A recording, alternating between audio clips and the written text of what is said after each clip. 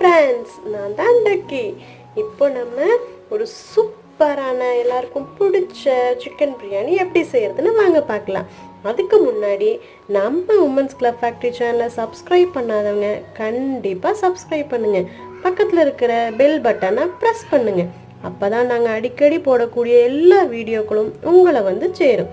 வாங்க இப்போ ரெசிபிக்குள்ளே போகலாம். சிச்சா இப்போ தேவையான இன்க்ரீடியன்ட்ஸ் நம்ம பார்த்துடலாம். லெக் பீஸ் வந்து 600 கிராம், பெரிய வெங்காயம், தக்காளி எல்லாம் பொடிசா நறுக்குனது, சோம்பு 1 டீஸ்பூன், பிரியாணி இலை, அன்னாச்சி பூ அதெல்லாம், அதே மாதிரி பட்டை, கிராம்பு, இஞ்சி பூண்டு விழுது, தயிர், புதினா இலை, கருவேப்பிலை, கொத்தமல்லி தழை, வரமிளகாத்தூள், கரம் மசாலா, அப்புறமா பார்த்திங்கன்னா உப்பு, கடைசியாக 1 டம்ளர் ரைஸ் அதை வந்து ஊற வச்சுருக்கேன். இப்போ நம்ம ஒரு குக்கர் எடுத்துக்கலாம். அதில் கொஞ்சமாக எண்ணெய் விட்டுக்கோங்க. எண்ணெய் இல்லை நெய், உங்களுக்கு எது டேஸ்ட் பிடிக்குமோ அதை போட்டுக்கலாம். எண்ணெய் கொஞ்சம் சூடானதுக்கப்புறமா பட்டை, கிராம்பு, சோம்பு போட்டிருக்கேன். அடுத்தது பிரியாணி சம்மந்தப்பட்ட ஸ்பைசஸ், இலை, அன்னாச்சி பூ, மராட்டி முக்கு இதெல்லாம்.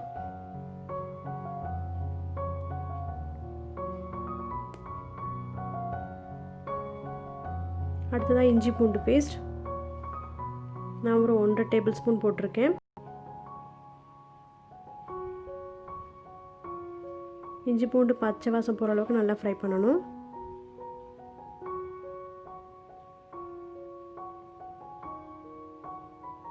இப்போ பார்த்தீங்கன்னா நம்ம பெரிய வெங்காயம் 1 அதை வந்து நீல வாக்கில் அரிஞ்சிருந்தோம், அதை ஆட் பண்ணிக்கலாம்.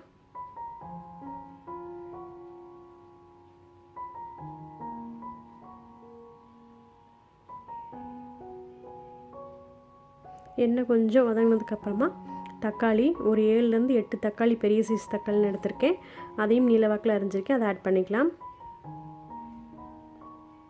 இப்போ வெங்காயம் தக்காளி ரெண்டும் சேர்ந்து நல்லா குழைய வரணும். ஓரளவுக்கு நல்லா குழஞ்சிருக்கு. இப்போ நம்ம லெக் பீஸை ஆட் பண்ணிக்கலாம்.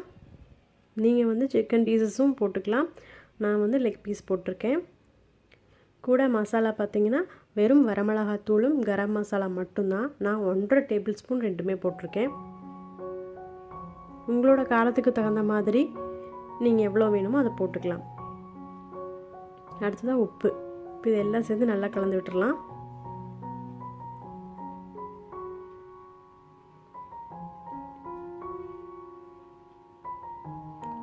கலந்து ஒரு நிமிஷம் கொஞ்சம் வேகட்டும்.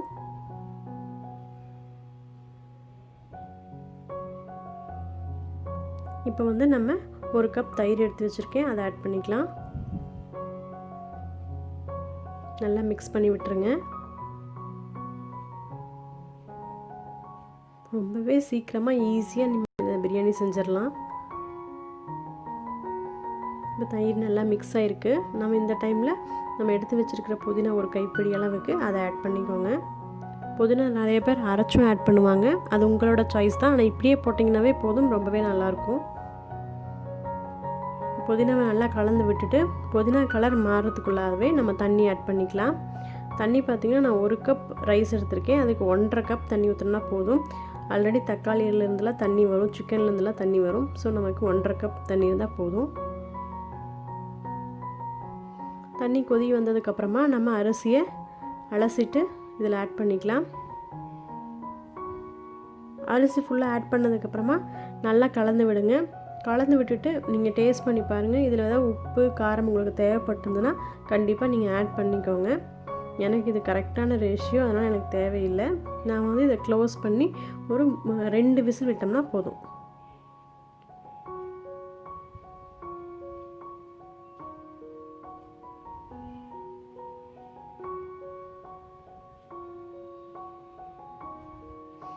இப்போ விசில் 2 வந்துருச்சு. ப்ரெஷர் இறங்கினதுக்கு அப்புறமா நீங்கள் ஓப்பன் பண்ணிங்கன்னா போதும். முன்னாடியே ஓப்பன் பண்ணிங்கன்னா நல்லா இருக்காது.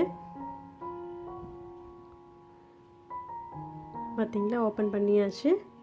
இப்போ வந்து நீங்கள் மெதுவாக எல்லா பக்கமும் ஸ்ப்ரெட் பண்ணி விட்டீங்கன்னா, ஏன்னா தக்காளி அங்கங்கே நின்றும் மசாலாவோட. ஸோ அதனால் நீங்கள் அங்கங்கே கொஞ்சமாக லேசாக பண்ணணும், இல்லைன்னா லெக் பீஸ் எல்லாம் விழுந்துடும் நல்லா வெந்திருக்கிறதால. லேசாக நல்லா எல்லா பக்கமும் விட்டுட்டு நீங்கள் ரொம்ப ட்ரையாக இருக்குன்னு ஃபீல் பண்ணிங்கன்னா மேலே எண்ணெய் விட்டுக்கலாம். எனக்கு இது கரெக்டாக இருக்குது. ஸோ இதுவே போதும். கடைசியாக வந்து கொத்தமல்லி தழை தூவிடலாம்.